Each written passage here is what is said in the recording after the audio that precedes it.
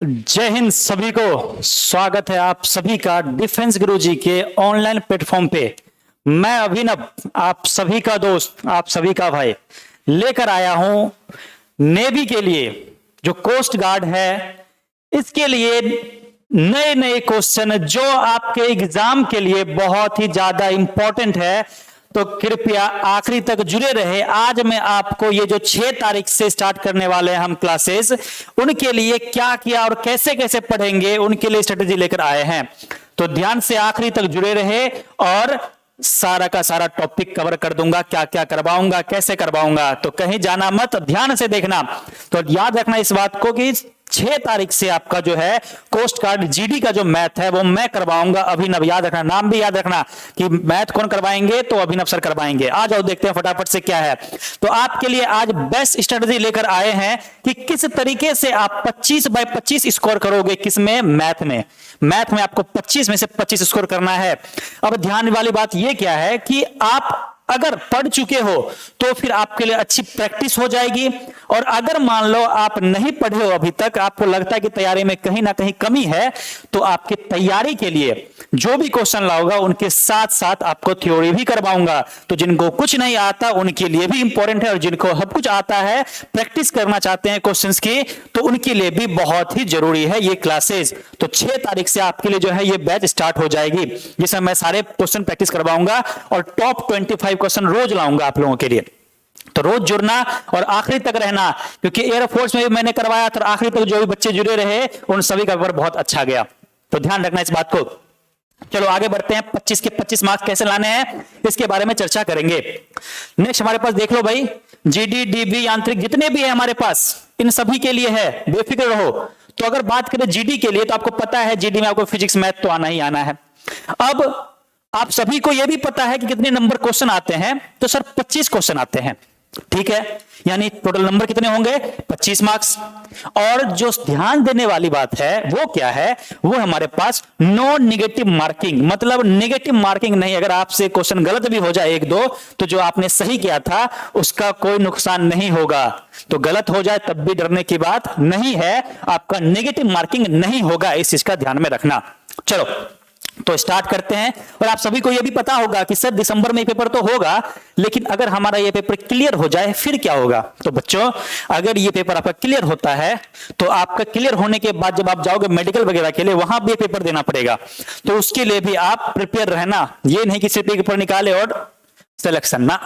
याद रखना इस बात को कि आपको एक पेपर और देना है, तो उसके लिए आपका कॉन्सेप्ट क्लियर होना चाहिए।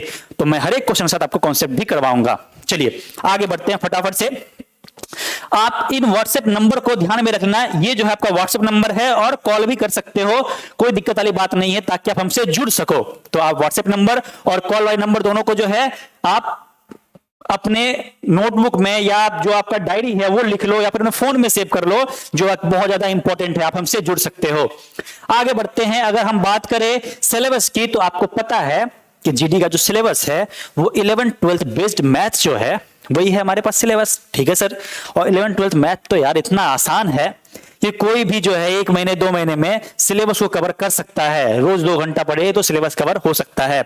और मैं तो आपको भाई साहब सिलेबस ही कवर कर रहा हूं, साथ साथ क्वेश्चन भी करवा रहा हूं। तो इसके लिए बेफिक्र रहो, मैं हर क्वेश्चन में आपको थ्योरी जरूर बताऊंगा। अब ध्यान से देखो, जो आपका फर्स्ट चैप्टर है, आपको पता है कि सेट्स और रिलेशन फंक्शन, ये दोनों लगभग जो है सेम माना जाता है। सेम क्यों? क्योंकि कभी हो सकता है सेट से क्वेश्चन आए, हो सकता है रिलेशन फंक्शन से क्वेश्चन आए, क्या दिक्कत है। और आपको पता है सेट थ्योरी में इंपॉर्टेंट क्या है, तो सर सेट थ्योरी में इंपॉर्टेंट हमारा यूनियन और इंटरसेक्शन का जो खेल है वो हमारा इंपॉर्टेंट है।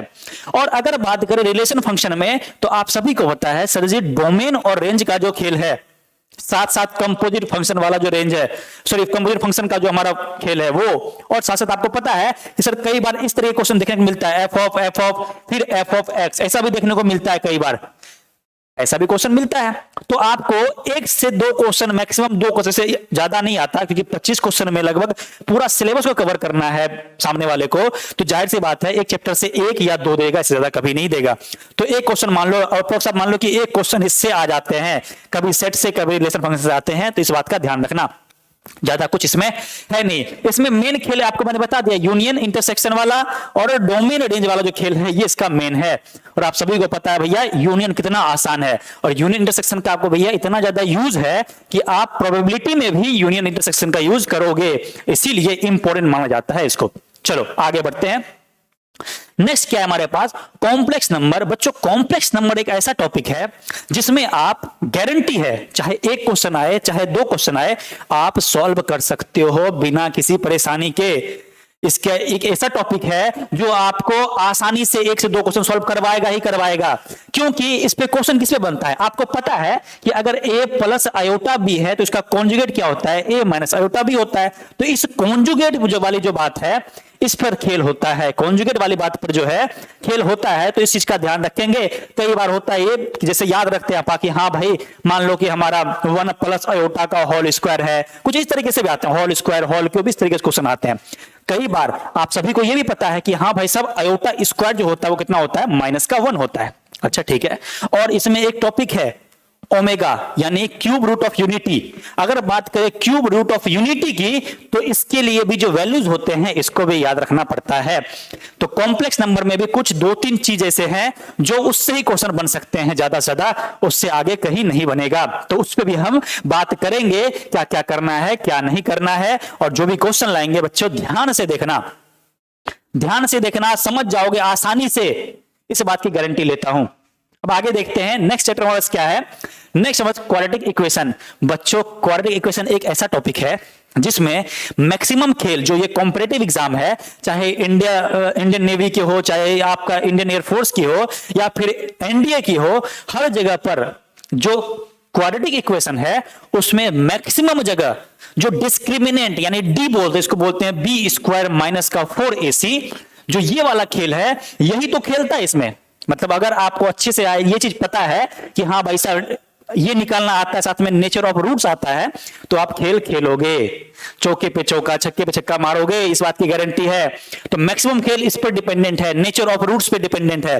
तो ज्यादा कुछ नहीं पढ़ना होता है, पढ़ना हमें उतना ही है जितना एग्जाम में अपने को पीएचडी नहीं करना, इस बात का भी ध्यान रखना। ये नहीं कि सब कुछ पढ़ने लग गए और जो ज्यादा जरूरी है वो छूट गया ना, पढ़ेंगे वही जो जरूरी है, अपने को पीएचडी नहीं करना। चलो आगे बढ़ते हैं। अब आप सबको पता है सीक्वेंस सीरीज की बात करें या सीक्वेंस एंड प्रोग्रेशन की बात करें तो आप सभी को पता है कि ये जो एपी जीपी एचपी है इनका रिलेशन पढ़ते हैं भाई साहब। अगर रिलेशन अच्छे समझ में आ गया तो आसानी सॉल्व हो जाएगा। कई बार जो आपके कॉम्पिटिटिव एग्जाम में आते हैं वो आते हैं इनफाइनाइट टर्म तक का सम, जो जीपी में आता है इनफाइनाइट टर्म उसका सम क्या होगा, यानी कि फॉर्मूला बेस्ड वाले क्वेश्चन बहुत आते हैं। एपीजीपी में फॉर्मूला बेस्ड क्वेश्चन बहुत आते हैं, साथ साथ एपीजीपी में एक और चीज भी आता है। अगर एपी की बात करें तो एएम आता है, जिसको क्या बोलते हैं, अरिथमेटिक मीन बोलते हैं, जो बहुत इंपॉर्टेंट है। और अगर बात करें जीपी में तो उसको बोलते हैं ज्योमेट्रिक मीन, जो बहुत इंपॉर्टेंट है। तो मैक्सिमम क्वेश्चन इससे आते हैं, एपी हो चाहे जीपी हो, इनके इनफाइनाइट टर्म तक का सम, अरिथमेटिक मीन, ज्योमेट्रिक मीन, इस चीज का बहुत बहुत बहुत ज्यादा ध्यान में रखना है। चलिए आगे बढ़ते हैं। नेक्स्ट क्या है हमारे पास, परमुटेशन एंड कॉम्बिनेशन। बस ये एक ऐसा चैप्टर है जिसमें आपको मतलब समझने की चीज है कि हाँ भाई किसी भी चीज का है तो किस तरीके से बिठा सकते हैं, किस तरीके से हम किसी को सेलेक्ट कर सकते हैं। मतलब क्या है, सिलेक्शन की बात कर रहे हैं कि किसी तरीके से कैसे हम सिलेक्शन करेंगे और कैसे अरेंज करेंगे, यही इन्हीं दो बात पर खेल है और कुछ भी नहीं है। खेलना किससे है, तो सिलेक्शन पे और अरेंजमेंट पे। तो हम इसमें सिलेक्शन और अरेंजमेंट को अच्छे से समझ लेंगे ताकि जो परमुटेशन कॉम्बिनेशन है वो आसानी से हो जाए। कॉम्बिनेशन का मतलब समझ में आएगा कि किस तरीके से हम इसका कॉम्बिनेशन बना सकते हैं, बात खत्म है और तो कुछ भी नहीं है। तो बहुत ही आसान सा टॉपिक है। अरे यार 11-12 में तो कुछ था भी नहीं, और 11-12 से ज्यादा आईआईटी जेईई नहीं करना हमें, किसका करना है, कोस्ट गार्ड का करना है। भैया कोस्ट गार्ड का करना है तो लेवल उतना ही पढ़ेंगे जितने की नीड है, सब कुछ नहीं पढ़ना। चलो आगे बढ़ते हैं। नेक्स्ट क्या है, बायनोमियल थ्योरम। बच्चों बायनोमियल थ्योरम में 2-3 टॉपिक है जो ध्यान में रखना है। जैसे आपसे पूछा जाता है कि भाई साहब मिडिल टर्म क्या होगा किसी भी, जैसे मान लो आपने पढ़ा बायनोमियल थ्योरम, मान लो कि a प्लस b है और इस पे पावर है n, या फिर मान लो n की जगह तो मान लो इसे 7, तो इसका मिडिल टर्म क्या होगा ये पूछेगा। मिडिल टर्म क्या है, और क्या पूछेगा, एक तो याद रखना, एक तो तुम्हारा मिडिल टर्म पूछता है, एक तो तुम्हारा क्या पूछता है, मिडिल टर्म। दूसरा क्या पूछता है भाई साहब, दूसरा पूछता है आपका इंडिपेंडेंट ऑफ एक्स। मान लो कि x प्लस वाई है, ऐसा कुछ भी है, मान लो x प्लस वाई है, तो जो भी वेरिएबल है ना, आपसे बोल देगा बताओ भाई इंडिपेंडेंट ऑफ x क्या है, तो आपसे इंडिपेंडेंट ऑफ x पूछेगा, या नहीं तो मिडिल टर्म पूछेगा, और या नहीं तो किसी टर्म का बोल देगा कोफिशिएंट बताओ, या फिर कोफिशिएंट का सम पूछेगा। तो कुछ क्वेश्चन ऐसे भी होंगे जो डायरेक्ट ट्रिक से सॉल्व होंगे, तो मैं आपको वो ट्रिक भी बताऊंगा। कई सारे ट्रिक मैंने एयरफोर्स में भी करवाया था, और कई सारे ट्रिक मैं आपको इसमें भी करवाऊंगा, बेफिक्र रहना। चलिए, और बच्चों, जिन बच्चों का एयरफोर्स में मान लो कि नहीं हो रहा है, तो ये बहुत ही अच्छा अपॉर्चुनिटी है आपके पास कि आप इंडियन कोस्ट गार्ड में जा सकते हो। आगे बढ़ते हैं, नेक्स्ट क्या है हमारे पास, एक्सपोनेंशियल एंड लॉगरिथम। भैया लॉगरिथम में जो है कुछ 8-10 प्रॉपर्टी है, अगर वो प्रॉपर्टी आपको याद रहता है तो गारंटी है एक क्वेश्चन सॉल्व होना, गारंटी है एक क्वेश्चन सॉल्व होना, याद रखना इस बात को। और कई बार इन दोनों में एक रिलेशन भी है। वो रिलेशन कैसा है कि आप लोगों ने देखा होगा e टू दी पावर, अगर लॉग रखते हो ना, log e to the power, अगर आप log x रखते हो तो आपको पता है ये e और log अगर आपको दिख रहा है पावर में आपस में, तो ये दोनों हटकर सिर्फ क्या बचता है, x बचता है। और ये मैंने आपको क्यों बताया, क्योंकि इंटीग्रेशन में डायरेक्ट आपको ये दिखेगा। तो एक्सपोनेंशियल और लॉगरिथम के जो भी क्वेश्चन होंगे ये आपके लिए क्यों जरूरी है, ताकि आपका जो इंटीग्रेशन में यूज होगा। और कई बार आप लोगों ने डिफरेंशियल इक्वेशन में एक फॉर्म पढ़ा होगा कुछ इस तरीके से, मैं आपको वो सामने आएगा तभी बताऊंगा, फिलहाल तो इतना समझ लो कि इनका बहुत ज्यादा यूज है। प्रॉपर्टी अगर आपको याद है तो आसानी से क्वेश्चन सॉल्व होगा, बहुत आसान सा टॉपिक है। आगे बढ़ते हैं नेक्स्ट की तरफ, मैट्रिसेस एंड डिटरमिनेंट। कहा जाता है कि 11th-12th में जो भी सबसे आसान टॉपिक है उनमें से एक होता है मैट्रिक्स और डिटरमिनेंट, जिसमें कुछ प्रॉपर्टी, डिटरमिनेंट का तो कुछ प्रॉपर्टी है जिसको याद रखना है, और तो कुछ भी नहीं है। और मैट्रिक्स में क्या ही पूछ लेगा भाई, क्या ही पूछ लेगा, एक्स वाई जेड दे देगा, बोल देगा वैल्यू बताओ, इक्वल दे देगा, दो मैट्रिक्स को बताएगा वैल्यू बताओ। या कई बार पूछता है स्क्वायर मैट्रिक्स क्या है, जैसे स्क्वायर मैट्रिक्स बहुत ज्यादा इंपॉर्टेंट है, क्योंकि स्क्वायर मैट्रिक्स आपको याद है तभी आप अदर मैट्रिक्स बना सकते हो, क्योंकि बहुत सारे मैट्रिक्स का स्क्वायर मैट्रिक्स होना बहुत जरूरी है। फॉर एग्जाम्पल मान लो कोई स्केलर मैट्रिक्स है, तो स्केलर मैट्रिक्स कब हो सकता है, जब वो एक स्क्वायर मैट्रिक्स हो। मान लो डायगोनल मैट्रिक्स है तो कब हो सकता है, जब वो एक स्क्वायर मैट्रिक्स हो, तभी तो डायगोनल मैट्रिक्स बनेगा। तो ये सब पढ़ेंगे आप फिक्र मत करना, पर ध्यान रखना कि सबसे हलवा टॉपिक इसको बोलते हैं, एकदम हलवा, याद रखना इस बात पर बच्चे। चलो आगे बढ़ते हैं, नेक्स्ट क्या है, स्टैटिक्स। अब इसमें क्या है आपको कि इसमें आपको ध्यान में क्या रखना है, एक तो वेरिएंस वाला फॉर्मूला, एक तो स्टैंडर्ड डेविएशन वाला। जो 2-3 फॉर्मूले हैं इनको ही ध्यान में रखना है और इनसे ही क्वेश्चन बनेगा, इससे ज्यादा नहीं पूछने वाला। तो ये जो 2-3 फॉर्मूले हैं डायरेक्ट क्वेश्चन फॉर्मूले पे आते हैं, इससे ज्यादा कुछ भी नहीं है। तो फॉर्मूला इसमें बहुत ज्यादा इंपॉर्टेंट है, याद रखना फॉर्मूला बहुत ज्यादा इंपॉर्टेंट है, फॉर्मूला, और कुछ भी नहीं है इसमें, ज्यादा समझने के लिए इसमें कुछ भी नहीं है, फॉर्मूला बहुत ज्यादा इंपॉर्टेंट है। अब बात करते हैं प्रोबेबिलिटी की, तो बच्चों को सबसे ज्यादा मजा किसी में आता है तो वो आता है प्रोबेबिलिटी में। ओके, प्रोबेबिलिटी क्लास 9 से ही पढ़ते आ रहे हैं कि यहाँ पर प्रोबेबिलिटी किसी भी चीज का होने का चांस की तो बात करते हैं, तो कितने चांस हो कि भाई हाँ ये हो सकता है, वो हो सकता है, एकदम आसान, बिल्कुल ही हलवा बोलते ना, हलवा बिल्कुल वही है। तो प्रोबेबिलिटी तो भैया आसान है, जिसमें कि एक बेस थ्योरम पे आ जाते हैं कई बार क्वेश्चन, या नहीं तो जो आपको इंडिपेंडेंट बोलते हैं ना, इंडिपेंडेंट वाला खेल, उसकी बात करेंगे। तो आसान सा है, इसको भी देख लेंगे, क्या दिक्कत है भाई साहब। आगे बढ़ते, और लगभग 25 क्वेश्चन है, तो लगभग ये समझ लो हर चैप्टर से आपका जो है एक या दो, किसी चैप्टर से 2, वरना मैक्सिमम चैप्टर से 1 क्वेश्चन आते हैं, इससे ज्यादा कभी नहीं आता। इस बात को ध्यान में रखना, याद रखना इस बात को। आगे बढ़ते हैं, क्या हमारे पास वही लॉगरिथम का तो मैंने आपको बता ही दिया, लॉगरिथम मैंने आपको पहले बता दिया कि लॉगरिथम क्या है और कैसे करेंगे, प्रॉपर्टी वगैरह का ध्यान रखना है, और तो कुछ भी नहीं है। चलो अब बात करते हैं ट्रिग्नोमेट्री फंक्शन। तो बच्चों ट्रिग्नोमेट्री फंक्शन क्यों जरूरी है और क्यों इंपॉर्टेंट है, क्योंकि आपको पता है कि इसी से रिलेटेड है एक इनवर्स ट्रिग्नोमेट्री फंक्शन। आईटीएफ जो है वो इसी से रिलेटेड है। तो अगर आपको ये नहीं आता तो ये कहां से आएगा भाई। और इसका यूज डिफरेंशिएशन में भी है, इंटीग्रेशन में भी है। तो भाई साहब ध्यान क्या रखना है कि ट्रिग्नोमेट्री फंक्शन के जितने भी फॉर्मूले हैं वो टिप पे होगा, तो इंटीग्रेशन का भी क्वेश्चन होगा, डिफरेंशिएशन का भी क्वेश्चन होगा, कि कई बार होता है इंटीग्रेशन वगैरह में कि भाई ट्रिग्नोमेट्री फंक्शन का कुछ कुछ दिख जाता है। फॉर एग्जांपल मान लो कि आपको कई बार ऐसे दिख जाता है 3x माइनस कुछ ऐसा लिखा जाता है, भाई हाँ भाई x to the power 4x square, तो आप पुट करते हो, अच्छा इसके जगह ये पुट कर दो तो वो sin 2 थीटा का फॉर्मूला बन जाएगा, sin 3 थीटा का फॉर्मूला बन जाएगा, इस तरीके से जो बनता है। तो आपको जरूरी है कि भाई ट्रिग्नोमेट्री में आपको जितने भी फॉर्मूले हैं, जैसे sin 2x, sin 3x, cos 2x, cos 3x, tan 2x, tan 3x, जो ये टाइप के फॉर्मूले हैं वो याद रहना चाहिए, ध्यान में रखना कि इनका यूज इंटीग्रेशन में बहुत ज्यादा होगा। साथ साथ sin a plus B, cos a plus B, ये सब और कुछ भी नहीं है बच्चों। और खासकर अगर आप cos a प्लस बी का फॉर्मूला याद करते हो तो बाकी जितने फॉर्मूले हैं सब इन्हीं से बना है।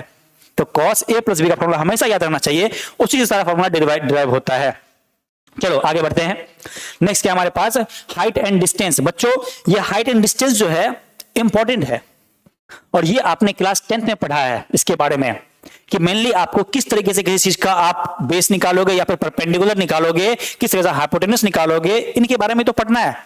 और ये समझो लगभग कि ये प्रैक्टिकल प्रॉब्लम है, क्योंकि आपको ये दिखता है कि हाँ भाई कोई इतनी दूरी पर कोई मकान है तो उसका हाइट क्या होगा, हमसे वो कितने डिस्टेंस पे है, इन्हीं बारे में पूछता है आपसे। और ये क्लास 10th का बेस है, तो क्लास 10th वाला ही बेस से ज्यादा इसमें नहीं पूछता, ज्यादा कुछ डिफिकल्ट नहीं है, इतना ही पूछा जाता है और कुछ भी नहीं है। तो इस पर भी काम करेंगे क्योंकि एक क्वेश्चन इससे भी बन जाता है, ध्यान रखना। नेक्स्ट बात करें लिमिट एंड कॉन्टिन्यूटी।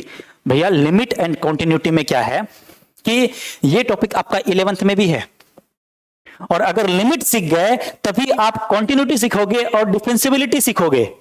तो लिमिट अगर आपका अच्छा है तभी आप इन पे एक क्वेश्चन अटेम्प्ट कर सकते हो कि एक क्वेश्चन आता है इनसे भी।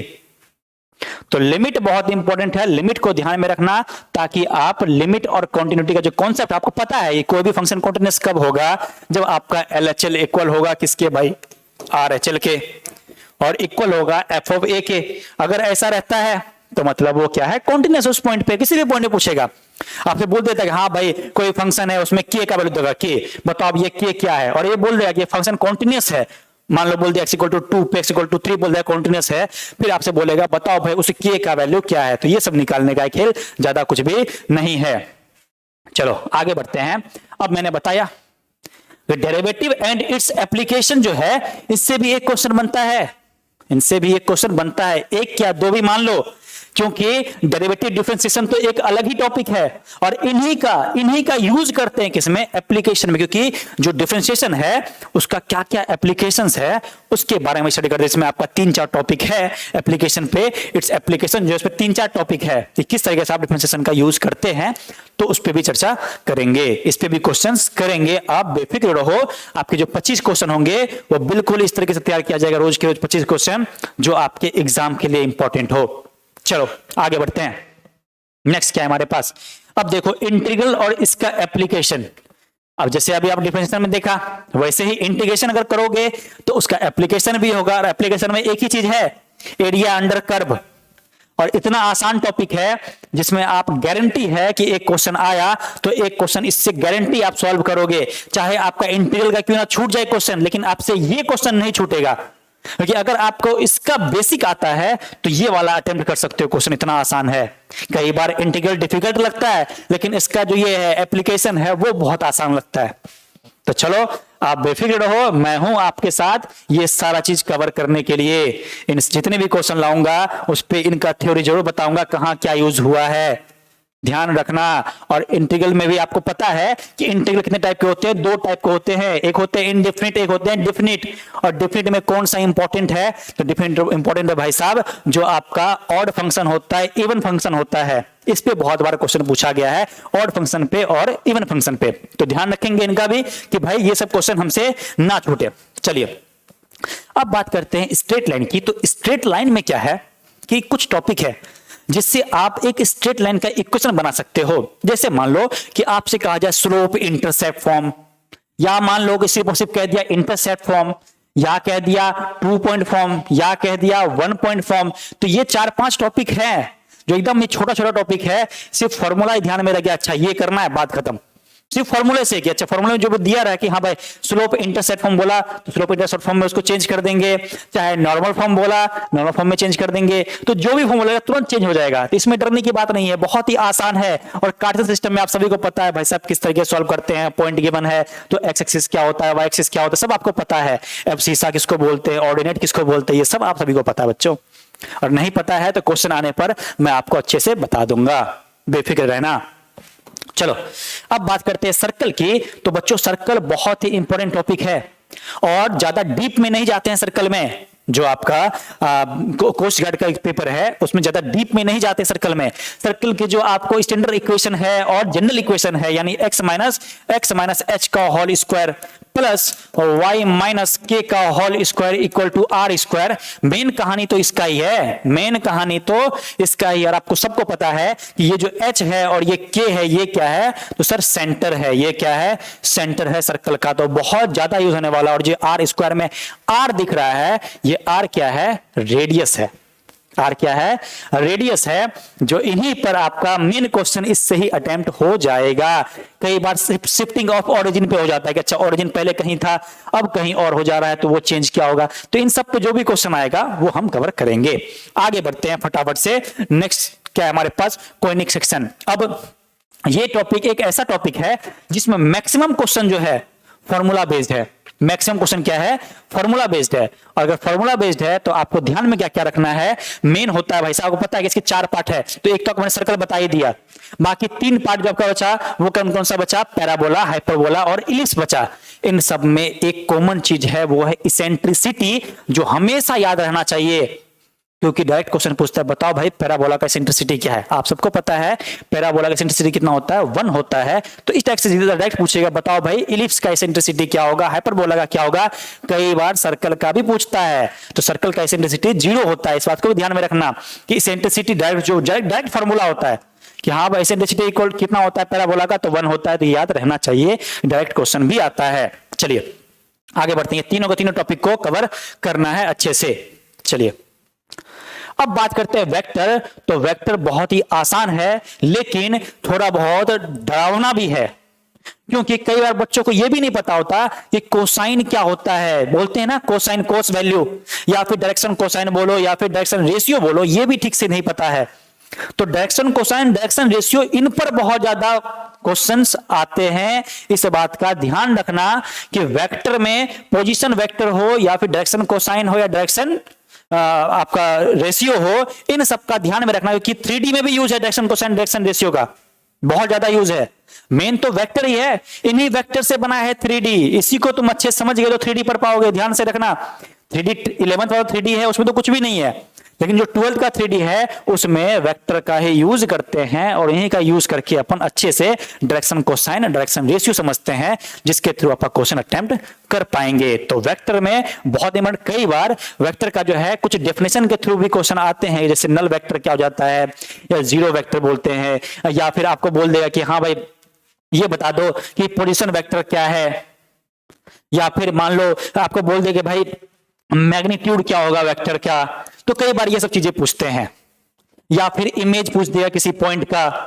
तो ये सब बहुत इंपॉर्टेंट है, इसके बारे में अच्छे से स्टडी करेंगे, ध्यान रखना। और 3D के बारे में मैंने आपको बता ही दिया कि कैसे किस तरीके से हम 3D को यूज करते हैं वेक्टर में, कैसे सॉरी वेक्टर का कैसे यूज करते हैं हम 3D में, ये मैंने आपको बता दिया है।